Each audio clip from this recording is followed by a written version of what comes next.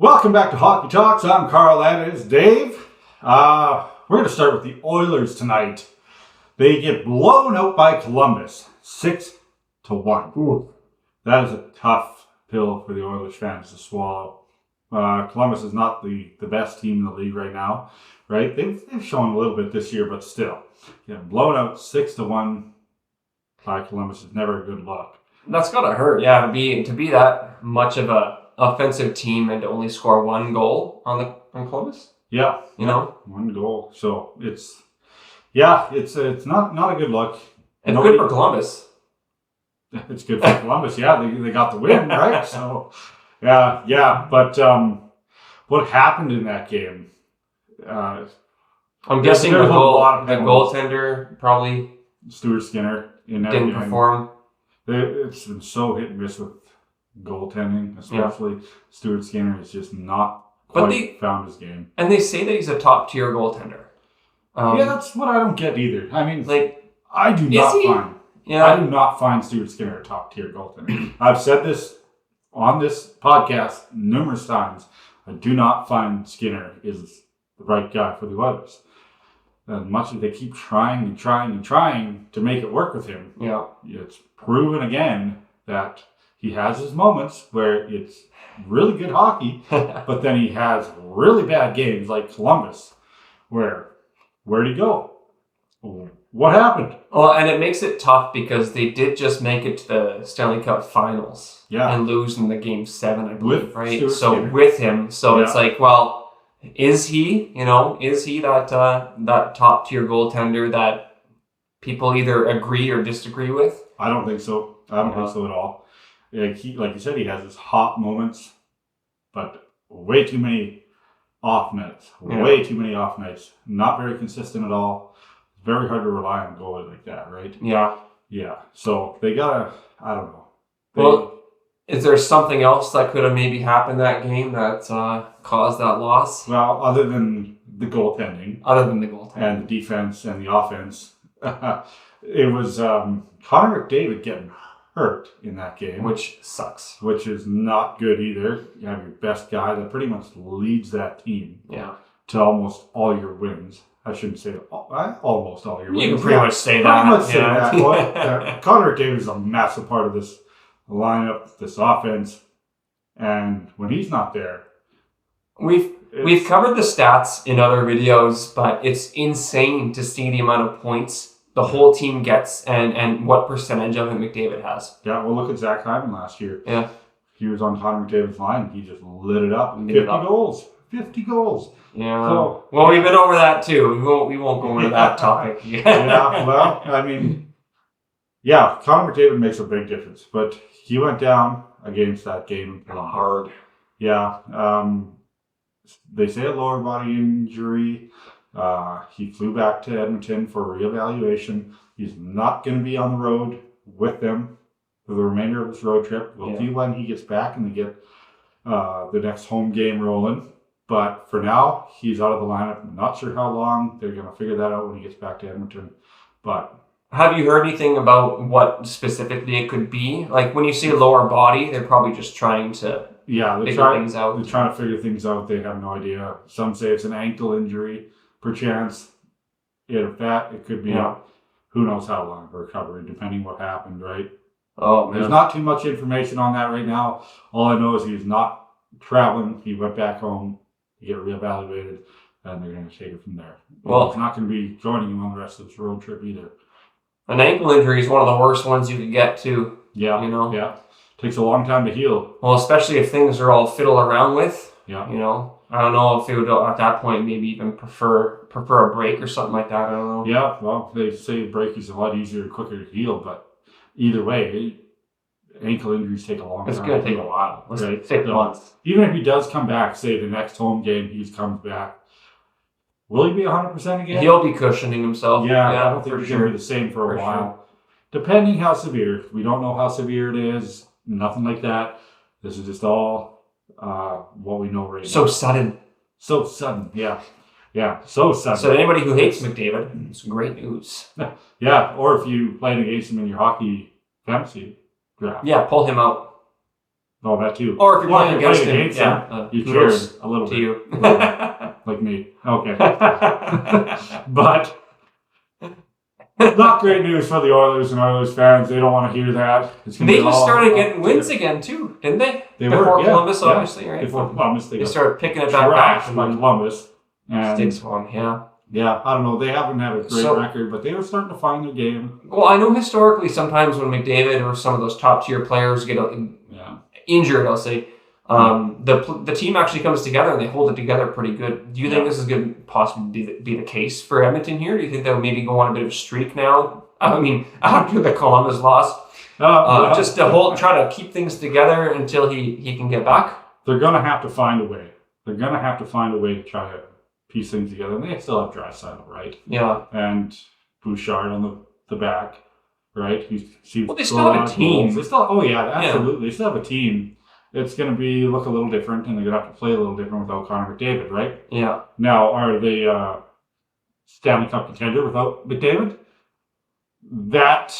No, I don't know. I think it's I don't think so. A Stanley Cup contender without McDavid? Absolutely not. Long term he is. He might just be gone for a short time. Yeah, but what I'm saying is like the team without McDavid is not going to win the Stanley Cup. No, but they can win some games against people who are on the bottom 50%, for example, right? No, yeah, they can still. Obviously they're going to win some games too. But remember the beginning of last year, McDavid was injured. Clearly, he was hurt from the beginning of the year. And they couldn't do nothing. They hardly could string together 2 wins in a row. He showed up. But he was not. They got that purple participation ribbon. Yeah. And that's about it. That's about it. Yeah. Getting blown out by the Canucks in the first game and blown out again. Yeah. By San Jose last year, and because McDavid was hurt, and now he's not going to be in the lineup. We'll see how it goes, but and lately it seems like. Okay, McDavid's gone for a bit. It'll impact possibly their spot in the playoffs. They're still going to make the playoffs, But I don't know. Lately, I've been finding that it doesn't matter who you play in the first round of the playoffs. Every round is usually difficult. Even if it's a last seed versus the first seed, it's still a difficult round. Mm-hmm. So I tend to find, if a team can just get their stuff in order to make the playoffs. And make sure that their good elite players are healthy going into the playoffs and obviously stay healthy during the playoffs, then you'll be in good shape. So I'm not too worried about their playoff chances or making the playoffs at all. But that being said, I mean, it makes you think, is McDavid with an ankle injury, if it is an ankle injury, is he going to be 100%? And how long will it take him to get to 100%? Because even if that 100% goes down to like a 95, for McDavid, it might just humanize him a little bit. But at the same time, he's not going to be as fast as he would otherwise be. You play a little more cautiously. Right? Yeah. Well, yeah, you got to think. It gets in your head as well, right? Yeah. Absolutely. You don't want to re-injure yourself and stuff like that. It takes a while to get back into the groove after you come back from injury, right? Yeah. So we'll see what this does to their playoff chances. But like you said, they're going to get into the playoffs. Yeah. I don't have any doubts about that, right? Whether or not they're going to make another Stanley Cup run, I don't know. We'll see. We'll see. I think McDavid's that good, he could lose 20% of his skill and still be good. Yeah. Yeah. But that 25%, I don't know. Yeah. Yeah, absolutely. It's kind of crazy though, because he is on a Canadian team, and we're Canadians. Yeah. So it makes you wonder, like, when is that next cup gonna get here? And that leads me to a question. When is the last Stanley Cup being a Canadian team? Last Stanley Cup to a Canadian team would have been, oh boy, it had to have been Montreal in 93. Oh! Yeah. Hey, that's awesome. Right. You got the team and the year. There we go. I got another one. Off to a hot start. I had a couple of them. So I just found this one out today. Since February 2023, how many teams has Tarasenko played for? Less than 2 years. And less than 2 years? February 2023. How many teams has he played for? Yeah. Okay. Well, he had the St. Louis Blues. He played for Ottawa Senators. Yeah. He played for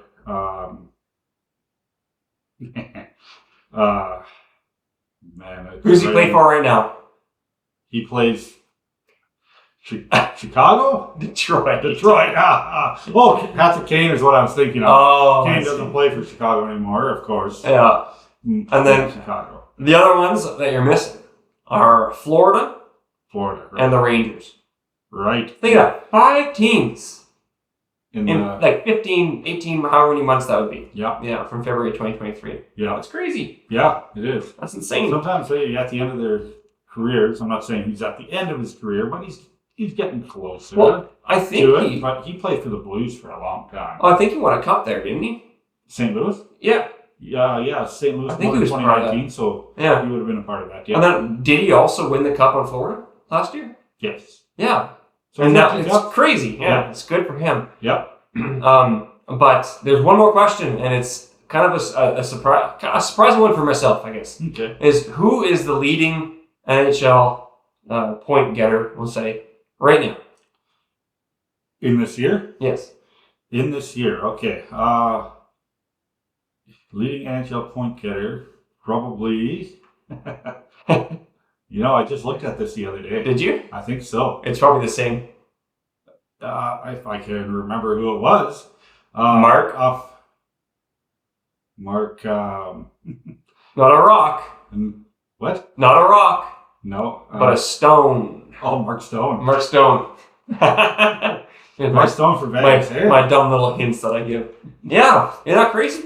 I think it's 18 as of recording. Well, you know what? Vegas is doing quite well this year. You hate to see it. No, I'm just kidding. Hate to see it, yeah. Well, they are actually doing pretty good this year. Believe it or not. Didn't know quite how they were doing because they lost a lot of guys this year, right?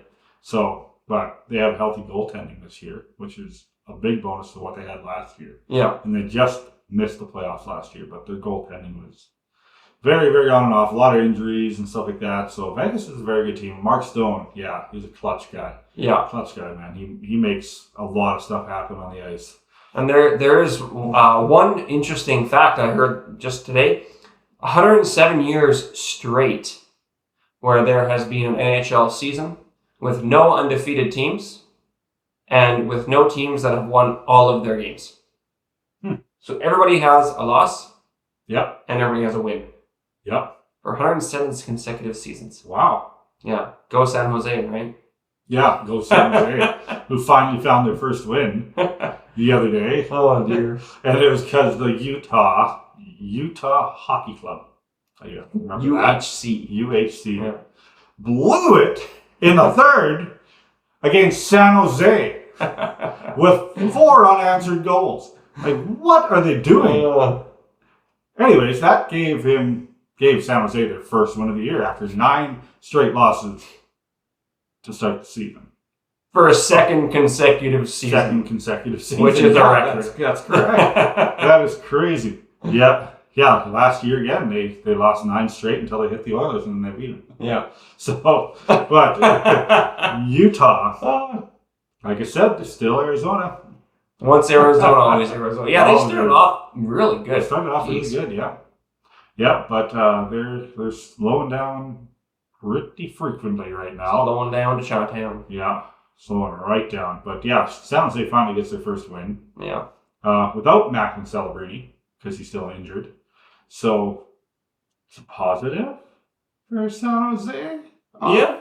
To the races. Yeah. Probably not quite. I mean, they got to win. They broke 107-year, or I guess held a 107-year record. But to get the tying goal, did you ever see that replay? No. Like, what was Ingram doing? He was like way out in the corner. Really? He wasn't even in the net. And he tried to play the puck with like 3 San Jose players around him. And they somehow popped out and they passed it to Foley. And they got the wide open net to tie it up. And they somehow won in overtime. What's his position called again? Goaltending. And what is he supposed to do? Be in the net. Tend the net. goal. Mm-hmm. Yeah, he was nowhere near. Nowhere near. I have no idea what he was doing, but that led to a tie, which went to overtime, and San Jose found a way to do it. Good for them. Yep, first one of the year. Yeah. Yeah, so they got something going for them. for now. Yeah. I know I'm harsh on San Jose, but come on. They need to be better. Yeah. They should be better, but they're not yet. Maybe they will be. But wait and see. Yeah. The one team, speaking of which, one team that hasn't been playing well is the Pittsburgh Penguins. They started struggled to open the season 3-6-1. Right? They haven't been playing good. Their core has not been doing a whole lot this year. Is it time to move on from that core? Well, didn't they just sign Crosby to 2 years? Yeah, they signed Crosby for another couple of years, yeah. So, I mean, you could always ask the question of, is it time to move on from the core? But at the same time, it's been, would you say the record was 3-6-1? 3-6-1. Yeah, so first 10 games. They're probably just getting warmed up. They're all getting old. They all got to loosen up, Mm-hmm. And I'm sure we can expect better. I also heard something about them where it's the lowest viewership in a while. For the Penguins? For the Penguins. Oh. Yeah. Penguins in Buffalo, I think it was. Yeah, Buffalo. So we can, Buffalo's a whole other conversation. Yeah. But no, for the switch in the core, I don't know. We've all been there, seen that. Teams go through rough slumps. The way I see it is they won 3 games. But I really do think, you give it that first 20% of a season and see where it goes. So maybe another week or two. And if there's still, 3, I don't know what that would be, 3-12-2 or something like that, right? Yeah. Then maybe start having those talks. But also you find a lot of these teams too, they don't really play until November, December. Yeah. And then it starts to get closer with the experience. They know it's like, okay, let's start playing now, and then we'll do what it takes to get in the playoffs. Yeah. And then kind of scrape it through, Yeah, well, they missed the playoffs for the first time last year. And I can't remember how many years it was, but yeah. Not off to a good start. That whole core, Crosby, Malkin, Letang, and now Erik Karlsson, which is signed a couple of years ago. Yeah. They're all older guys, not nearly as fast as they used to be, right? Mm-hmm. Amongst this young core of players that are all over the NHL, started the NHL today, they're definitely a slower group. And the guys have Brian Rust, which helps kind of balance them out. He got injured now, and he's out for a while now, apparently. So we'll see how that plays out. It's just the pieces seem to be kind of moving away from this core. Yeah. And people have been saying it for a long time now. That is it time to move on to this core, although Kyle Dubas doesn't think so. He thinks there's still a lot left in them, and which there could be, right? Yeah. They're great, talented people, but just talented players, and it's just a matter of time where you got to look and start planning more to the future, right? Yeah. That's just, it comes to that for everybody. Yeah, I suppose when you have a core that has gotten you so much as well, you also kind of do owe them the respect of, okay, play it out. You've done a lot for this franchise. You've done a lot for this team. Yeah. Respectfully, play it out, and then we'll start to rebuild around you. Yeah. Because they have done a lot for the team, and if they still want to play hockey, it's like, well, I mean, look at their history, their records. Yeah. You know what I mean? So it's like I can get where it can get tough to agree to rebuilding, and that's probably why players like Crosby are accepting less money. Yeah. It does make you think after the 2-year contract, though, that he's probably gonna call it. Especially, I mean, this is thinking ahead, but especially if they don't make the playoffs for 2 more years. Yeah. I can see some of those people start to go. It's fun when everybody's winning and having fun, right? But at the end of it all, when people start getting injured, because you just can't keep up with the play or anything like that, it starts to become not fun. Yeah. Yeah, exactly. Do you think Crosby will go to any other team? No. No, me neither. I think he'll retire after these 2 years. Yeah. I think that's probably what his plan is. I mean, put yourself in the shoes of, right? Like, Crosby is a player. I'm pretty sure he has a family and a wife, right? I don't know that. I think so. Yeah, I think he's happily married in Pittsburgh. I'm not 100% sure. I'll just say that I'm right. Sure. But I mean, those players, they don't necessarily want to move around, too much. They just want to live their life. And I think we talked about this previously where Crosby might be involved in the Pittsburgh club after this in different ways. Mm-hmm. So. Well, yeah, Crosby's been there for almost 20 years now. Yeah. Right? 2 decades. Penguins. So he will retire as a Pittsburgh Penguin. Same with Malkin, Letang, Erik Karlsson. I don't know, he's only been there for a couple of years, but those 3 players for sure have been the core for this team for a long time. Yeah. Marc-Andre Fleury, you can throw him in there too. He was there for a long time and good buddies with all of them. Which also, speaking of Pittsburgh, making his final visit to Pittsburgh this week. Yeah. Which he is planning on retiring. Planning on retiring at the end of the year. Right? So he'll make his final visit to Pittsburgh, and then that will be it for them.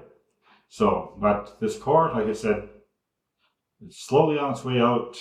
Do you think it should be out? Let us know. Leave us a comment whether or not you think this core should carry on or shall I move on. But after that, that is all we have tonight. And yeah. Okay. Yeah, no, that is it for tonight. Thanks again for watching. Like I said, leave us a comment. Let us know what you think about the topics we have discussed tonight. Leave us a like, and have a wonderful evening.